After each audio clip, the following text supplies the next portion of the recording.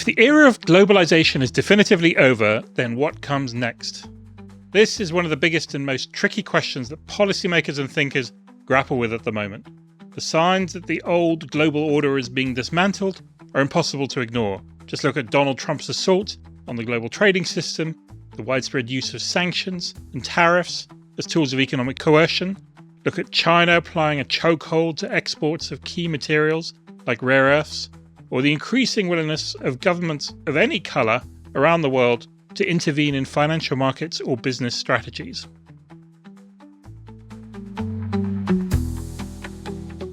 The harder bit is describing the world that is emerging. Is this a temporary backlash, or is it a definitive break in the direction of the world economy similar to 1945 or 1989 or 2008? If the latter, then how should we think about the system that is emerging?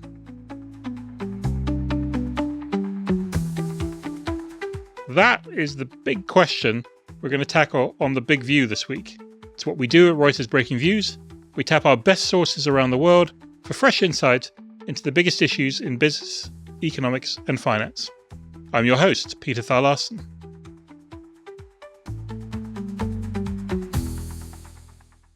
To discuss all this, I'm delighted to be joined by Branko Milanovic. Branko is a research professor at the Graduate Center of the City University of New York. He's devoted much of his academic career to studying the distribution of income, not just inside countries, but between countries.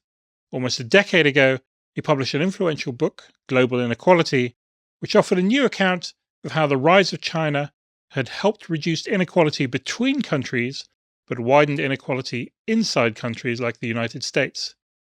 The resulting chart, which became known as the elephant curve for its distinctive shape, offered an explanation for the rising unhappiness among voters in the developed world, which contributed to the election of Donald Trump and the Brexit referendum in the United Kingdom.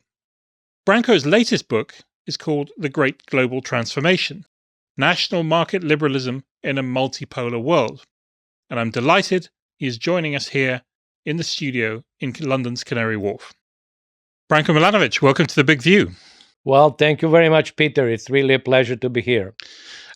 So there's a lot to talk about your new book, but I just wanted to start just by taking a step back. I mean, it's almost a decade ago that you published the famous book, the book about inequality, global inequality, which obviously was very timely in terms of what was happening politically in the world at that point, and prompted a lot of debate about the argument, some debate about the data that you'd used. I wonder, sort of looking back on it now, how's your thinking on that topic evolved over given what's happened since? Well, it's a good question. My thinking on the interpretation of the facts has not changed very much. What has happened is that even the evolution of global inequality, the decrease of global inequality has continued because China has continued outperforming the Western countries, or actually not only China, India as well, with the exception of 1 year in COVID. So it has not really changed. If I were to rewrite the book, I think there will be just an extension on what I did. What has changed is that my interest has now become, and that's actually, I think, quite obvious even in capitalism alone, has become broader. In other words, I believe now we should try to situate inequality in general and global inequality and individual country inequalities within a more political framework. So this book, the Great Global Transformation, has a certain political side, as did Capitalism Alone, and that side was really absent in global inequality.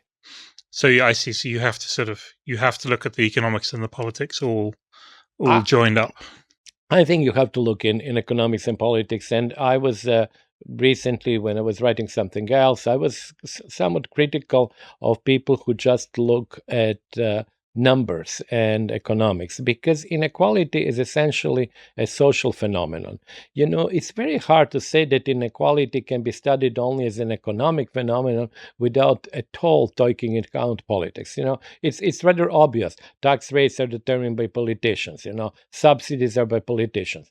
Social transfers, pensions, it's all political. And then globally, it's determined by the relations between different countries. So really leaving politics out seems to me sort of unjustified.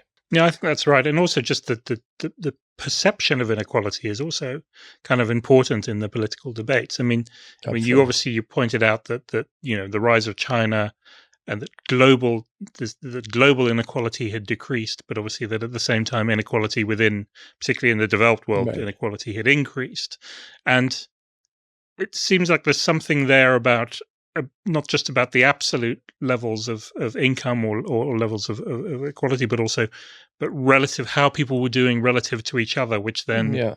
shapes the politics. Absolutely. Let me give you, for example, an example that actually I use in the book, and to some extent it motivates the book. I'll put it in very simple-minded terms. Obviously, there are caveats to that, but let's look at it very simple-mindedly. Let's look only at China. There is a rise of China and rise of Asia. Now, it does provoke at one level the rise of China, which is a desirable thing in itself, provokes a geopolitical conflict with the United States simply because China is so big. Once China becomes the largest economy in the world, and today it is in PPP terms, or the second largest in market exchange rates, it obviously leads to other geopolitical implications. Okay, so we know that. But what also happens with the rise of China, and as we know, globalization, outsourcing, use of foreign labor, and so on, it creates a sort of domestic problem in terms of income distribution in rich countries. In other words, leaving aside the details, but either with the middle class or lower middle class or other people are not happy. So the interesting part here is that you have an external event, which is the rise of China, having a deeply political internal result. And I think that's why I think there is this interconnection, whatever, or interrelationship between global developments, political developments, and local or national economic developments. But how real do you think those are? Obviously they're real in absolute terms, but in terms of the way people perceive them. Does the average person in the US, how aware are they of the fact that they're now less well off compared to the median Chinese person than they were before? It seems like those two worlds don't necessarily overlap. No, but I think actually where people do notice it, they do notice it in the sort of dissatisfaction with their income growth, which then they attribute to US jobs or the English jobs going out to somewhere else. So it could be Eastern Europe in the case of Germany, for example, or it could be China in the case of the US, or it could be somewhere else in Africa in case of France. So they attribute that. Now, the fact that I'll take Italians here because really Italy is very interesting since it has not grown in 25 years. You see the lower part of the Italian income distribution really declining very much in global ranking. Now, your question is absolutely right. Like, how would an Italian notice that somebody from let's suppose Thailand has overtaken him? He will not, but he would gradually see his lesser ability to purchase international goods. You would not be going for a month vacation to Thailand. You will not be going to the next FIFA World Cup. And I think the message of this ranking would eventually transpire to you. Yeah, no, that's a very good point. So this book is called The Great Global Transformation, which was a clear reference to the Carl Polanyi's famous The Great Transformation, which was about the rise of the market economy in England and the social and political upheaval that came with that. Why invite that comparison, I wonder? Well, it's tricky, obviously. But I do think that we are talking about the great transformation in this case. It's a global transformation in the sense that at the same time, you have big changes which have taken place in Asia, particularly, and also in the United States and indirectly in Europe. When I say indirectly, because I don't think that Europe was as an important player as these two other large players, and India also. But Europe was, in a sense, passive in that relationship. However, the European position was affected but it was affected by the rise of China. And so I think, I think that it is legitimate to talk about great global transformation. Now, the fact that, of course, the book actually takes the title, with the exception of one word, from Polanyi, well, maybe it just helps people remember the book, but it does also, of course, Polanyi, when he spoke of transformation, had also in mind a big transformation. There is no doubt about that. So this is another big, but it's a little bit different. Well, and I think you make the point quite well that just how seismic the rise of China is in the context of the world economy, going from 2% of world output to 22% on purchasing power parity basis. I mean, it's unlike anything we've ever seen, or probably will ever see again, I would imagine. Yeah, I think something that was unlike that there is no doubt, actually.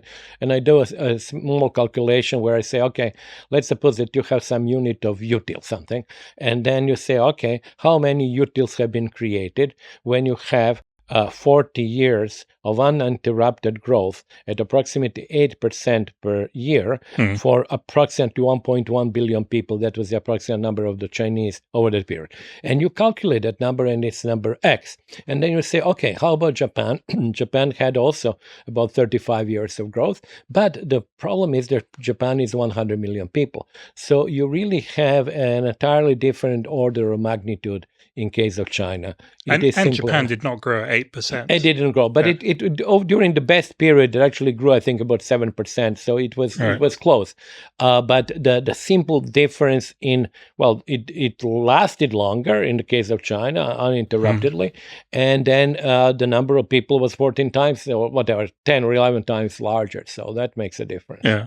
So if I forgive me if I'm correct, if I'm summarizing this incorrectly, but it seems to me that the sort of the somewhat provocative thesis of the book is that Donald Trump in the US and Xi Jinping in China and Vladimir Putin in Russia are all part of a sort of backlash against the era of globalization, a reassertion of sort of national power, and against the sort of the elites who emerged from that period of globalization as well.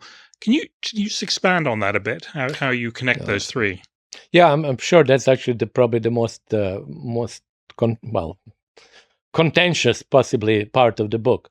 I just left it for the end, and to be quite honest, I think the book is empirical, analytical, and this political part is an important part, but I don't think that actually the value of the book should be just basically hang on that part. Now, my argument is the following. The neoliberal globalization, I think, basically lasted from probably end of the Berlin and the communism, or approximately late 1980s, early 1990s. Peak might have been around 2000, 2001 with Chinese accession to WTO. But from 2008, we do have a certain sort of readjustment. And certainly with Trump's first election, we do have a significant readjustment with respect to China. Now, the three individuals that you mentioned, Trump, Xi Jinping, and Putin, to some extent, I see them as what I call counter-revolutionaries. I'm not using this term in a sort of normative sense. I'm just using reacting against what you might call the high globalization. And to be very short, Trump is really, in my opinion, and people who support him, react against those who benefited quite a lot in the United States and about the ideological monopoly or hegemony of these elites. Xi Jinping very clearly is reacting against the policies which allowed very rich people to join and have a say in Communist Party and the state. So he wants to have a state autonomous from the rich people, essentially. So there is another reaction. And I think Putin too reacted against the Yeltsin's oligarchy and actually brought to power intelligence services. So in that sense, I see all three of them being counter-revolutionaries in that sense. Again, I'm not using the term in a positive or negative, simply reacting against globalization. They're reacting to the system that came before. I mean, there's a lot to discuss. Yes. But maybe just to start with the US, I mean, just thinking about Donald Trump, I mean, it's definitely true that sort of Trump has support from people who are definitely sort of unhappy with globalization and with the kind of the consequences of it in terms of loss of jobs, loss of manufacturing, and are trying to reverse some of that. Also anti-immigration, but you could also say that the sort of the technology elites, the tech billionaires, and the kind of the people on Wall Street who did very well out of this system are also they seem to be supporting Donald Trump, and they seem to be doing quite well out of it at the moment, right? Yeah. I mean, the stock market is booming, at least it was until a few days ago. They're getting tax breaks. It's not obvious that they're suffering under this sort of this counter-revolution, as you call it. No, they are not. Actually, my point there is what I introduced, actually, it's in the title of the book. It's called National Market Liberalism. And to make it very simple, I want to say that the liberalism as such has both international and domestic component. The international component is, which we know, that free circulation of labor, capital, goods, services, low tariff rates, flexible exchange rate, and all that. Domestically, it has really a neoliberal part that you mentioned, which in my opinion has been now even sort of pushed forward in the deregulation, lower taxation, actually subsidies to the rich people, for example, and all of that. And that, I think, actually what has happened is we have a combination between a sort of deeper neoliberalism domestically, that's why I call it national market liberalism, I see, and rejection of the international component, which is basically now replaced with some kind of pseudo or quasi or maybe real mercantilist policies. So the fact that the rich people are doing well and actually supporting Trump does not really surprise me. And just to go back to Polanyi, the argument in Polanyi was always that it is the state that creates a free market. In other words, they are creating the free market because it is good for them to have less regulation. It's good to them to have less taxation on capital. It's good to have low tax on inheritance. So they like that. So I don't see the necessarily contradiction between some rich people supporting him at the same time that people who are losers, quote unquote, from globalization support him as well. I see. Okay, that makes sense. I mean, it's a little bit of a stretch to apply the word liberalism to all these things, but I understand. I think the point you're making. What about then? I mean, there is still a sort of dependence, particularly for you think about the technology industry, or you think about the big US financial firms and stuff.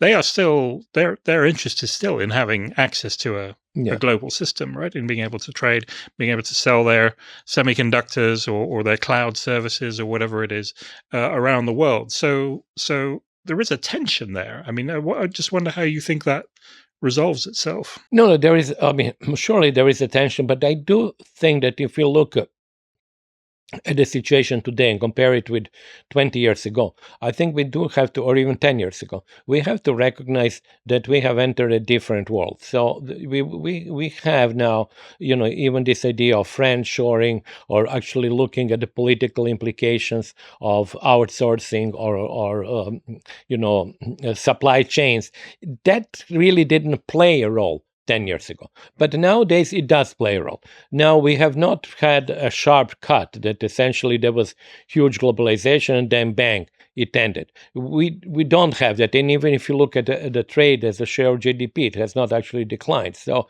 we are having continued globalization, but under, I think, different conditions. And I think psychologically under sort of rather skeptical and, how should I say it, more careful eye or look at it.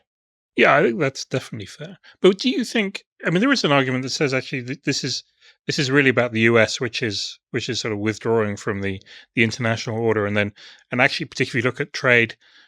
The rest of the world at the moment, and we'll see how long that lasts with Chinese exports and stuff. But the rest of the world seems to be sort of carrying on as before.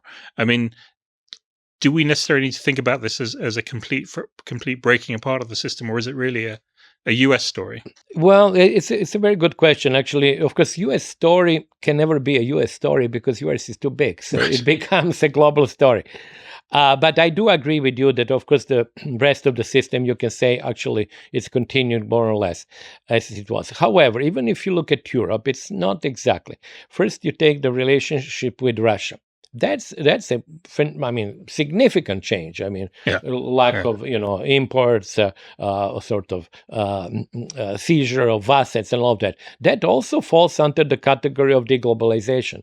It falls under the category of coercion. Actually, coercive use of trade or financial assets. So it cannot be really sort of taken out. Secondly, European relations with China have also become a little bit rockier than they used to be. So things have changed. And then if you look at immigration as well, European immigration policies have become tougher than they used to be again. So I would say on all three counts, there is a retrenchment. If you were to define globalization, we're really almost full freedom and of movement, as I said before, of factors of production, including labor, not full movement, but significant movement, you would really see the retrenchment, I think, even in the case of Europe. It's happening already. Yeah. So just to turn to China then, obviously there's been a big shift. I mean, the arrival of Xi Jinping was a big shift in terms of the way China was organized, and the fact that he's obviously stayed longer than he was initially intended to. But it's probably less of a sort of rupture than say Donald Trump getting elected in the US is. Is China better suited for this kind of world? Do you think? Is it better set up? Well, China, I think, has played its cards quite well, it seems to me, until now. And even in first, not overreacting to Trump, and secondly, by sort of mirroring what Trump did. And it seems recently, actually, according to some reviews in the papers, like even sort of, how should I say, giving back as much as getting. In other words, sort of reacting even more than Trump was expecting. So probably feeling that their position is stronger than it was. But going back to what you asked me before about this counter-revolutionaries and entrenchment, it's interesting when you look at when did it start. And if we look at that, we see, for example, Putin starting against 2008. That was the famous speech. 2007, 2008 was invasion of Georgia, the two republics there. Then 2012 was the election of Xi Jinping, and that was already then realized as a change. And 2016 was the election of Trump. And as you know, the policies that Trump started then basically continued under Biden and then continued now. So we are basically having in the US maybe now almost 10 years of such policies. Is there? How do you sort of think about the possibility of a backlash against the backlash, if you like? I mean, there are a lot of people who benefited from this system, right? And they have access to material goods that they wouldn't have had otherwise. They get to travel and move around. There's quite a lot of people who have quite a lot to lose from the world going in this direction. True. Well, it is possible, but if I look at the forces that are, as I was saying before, that are being harnessed by the counter-revolutionaries, or rather that the counter-revolutionaries are riding, these forces are pretty big. I mentioned them before. I don't need to re-mention them. However, if one were to actually take an entirely different point of view, yes, we don't know what the future holds. We can imagine the following scenario. We can imagine a when Xi Jinping is replaced by somebody who is like Hu Jintao, or actually much more even progressive and pro-globalization, pro good relations with the US, or somebody like that. We can imagine that Putin is overthrown and Russia goes back. Hard to imagine, but you can imagine many things. Go back to the Yeltsin type of policies. I said very hard, but. And third, you can imagine that Trump loses the election and is being replaced by somebody like Mamdani, I suppose. But I can't imagine that. That's very hard. but I think that when you put these three things, well, what is the likelihood of all three happening? And it seems to me low. And I can imagine one of them. I will not tell you which one, but I can imagine one. But imagining three, it's very hard. And imagining also Europe going to the situation which was before the Soviet war, the Russian war in Ukraine, is also difficult to imagine. Yeah, no, it does seem quite significant. What about just returning to the inequality question? So how does this then, this world as you've described it, how does that then translate into those income numbers and the distribution of income? How do you see that playing out? That's also very interesting, because what has now happened, and I think it's really very important development when it comes to global inequality, China is no longer a sort of automatic global inequality reducer. In other words, the growth of China, which we have taken as a given for 30 years, China grows. Obviously, it reduces global poverty because fewer people in China remain poor, but it also reduces global inequality. Well, that's no longer the case. China has now kind of, to illustrate that, the person with the median income in China has now overtaken the global median. So essentially, Chinese growth, let's suppose everything else is given and China grows at 6%. In the past, that would mean, okay, China is reducing global inequality. Now it means China is adding, not hugely, but it's adding to global inequality because it becomes more distant from large African countries, like, for example, Sudan, Congo, Ethiopia, Nigeria, and so forth, and also from Bangladesh and even India. So the engine, if we really have to think of the 21st century, do we want really global inequality to go down? We really have to think of large African countries and India and Bangladesh. And that's where, and Pakistan, that's where I think the action is. So we really have to forget China as such now. I mean, for that particular purpose. Obviously, we don't forget China for other purposes, but for this one. For that purpose. Yeah. What about the inequality within, particularly in the developed world, particularly the US? I mean, obviously, you could, a stated goal of Trump's, you could argue, is to at least improve the lot of the sort of the average American working man. I think he's mostly talking about men. Okay, man. Does that happen in this situation? I'm skeptical of that. I think actually U.S. inequality would probably go up under Trump. But let me also mention that U.S. inequality, despite what people say, but U.S. inequality in the last 10 years has been on a plateau. We are having years when it went up a little bit higher, years when it went down. Actually, the most significant decline, I'm surprised that people don't speak of that more, but that was the 2020, the year of the COVID, because of the large government transfer system, the CARES Act, which basically we're talking about 15 or 70% of GDP that has been sort of given away. And when you look at the survey data, what you do note is that up to the 70th percentile of the U.S. income distribution, people have received money from the government. And that has really reduced a Gini coefficient, a measure of inequality, quite significantly. Then, of course, 2021, we go back more or less to the same situation as 2019, 2022, the same. But we have not had over the last 10 or 12 years incessant or unstoppable increase of inequality in the US. We have had a plateau, high plateau, but a plateau. What will happen with Trump? I would not be surprised that it went up, but one should put it in that context. We are not having like increases permanently every year.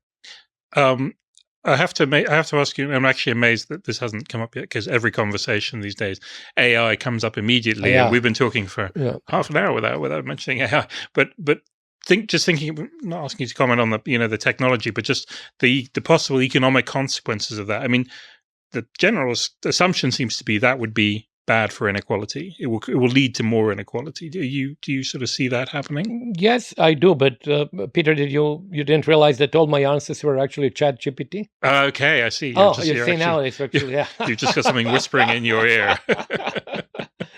I do actually. I don't have any original views on that. The least original view is the one that I have, which says, okay, what does it mean? It means, like in the past, that there will be some machines, which we now call artificial intelligence, that are going to replace human labor. Technically speaking, it's the same thing like you have spinning Jenny replacing human labor, but that human labor was less skilled and this human labor is more skilled. But in essence, it's replacement of human labor by some produced instrument. And that would imply that actually you would have increased capital share because that instrument would be owned and produced by people who have shares there and who will be paid. So that's, I think, is not very original view. It actually says, okay, we will have increased capital share. Capital share is very heavily concentrated. Consequently, we should have an increase in inequality. I think it's quite possible, but of course we then have to look who is going to be replaced, which type of labor, what it would happen, and will it create new jobs? As of course we have seen, the internet has created new jobs. So it's not, I think, we should not suffer, as we often do, from this, what is this called, the belief that there is a given quantity of labor. The lump of labor fallacy. The lump of labor fallacy, exactly. So if there is a lump of labor fallacy, so basically we lose 15,000 jobs, they are gone forever, there will be new jobs. I don't want to be unrealistically optimistic, but there are always new jobs. Now, whether they would fully compensate the old jobs, that's a different question. Yeah. By the way, it's very refreshing to hear someone say they don't have an original view on AI, because I think more people should say that actually. But anyway, thank you for that. One final thing just to wrap up. I mean, I guess implicit in all of this, and you address some of this in the book as well, is this possibility of conflict, right? That this system leads to kind of Cold War or hot war or something like that. Obviously, the idea that countries that are well off don't go to war with each other has been debunked many times. How do you sort of, particularly in relation between the US and China, which seems to be the main confrontation, what would be your expectation there? No, I have to say that I'm very, how should I say, fearful of conflict. I think we have started really taking, after the end of the Cold War, we have sort of forgotten the possibility of a hot war. And a hot war between great powers. Because if you look at the current constellation, it does remind you of the pre-1914 constellation. It is, several large powers, now, of course, at the global scale, essentially fighting each other at first for domination in different parts of the world, for the control of the minerals, for the control of people, of countries, and all of that. And that kind of incipient conflict, I think, has a tendency, as we have seen in 1914, that one trigger that we can never actually say where it would be. Nowadays, we talk about Taiwan. We talked about, of course, Ukraine and Russia. Well, the new trigger could be Venezuela. You cannot really, under such conditions of potential conflict, the trigger could be totally at a place that you can never imagine. And then something happens, one power reacts, the other power counter reacts, and as we know, then of course all the bets are off after a bit. Yeah, and then inequality becomes the least of our problems. Well, yes, war certainly would make inequality seem like not a big problem. Yeah. Well, on that slightly less optimistic note, we have to leave it there. But Branko, thank you very much. This has been really fascinating. Covered a lot of ground. We could talk for much longer. But thank you very much for coming into the studio. Thank you very much. It was really a pleasure. That's our show this week. Thanks to Branko for joining us in the studio. As always, thanks to you for tuning in. This podcast was produced by Oliver Taslich in London. You can listen to a new episode of The Big View every Tuesday. Check out our sister show, Viewsroom, every Thursday, as well as the other great podcasts from the Reuters team. To get in touch with feedback, questions, and ideas, please email us on breakingviews-podcasts@tr.com. That's breakingviews-podcasts@tr.com. If you like what you heard, please rate the show and leave us a review. And check out our views on the biggest stories in business and finance every day at breakingviews.com and reuters.com.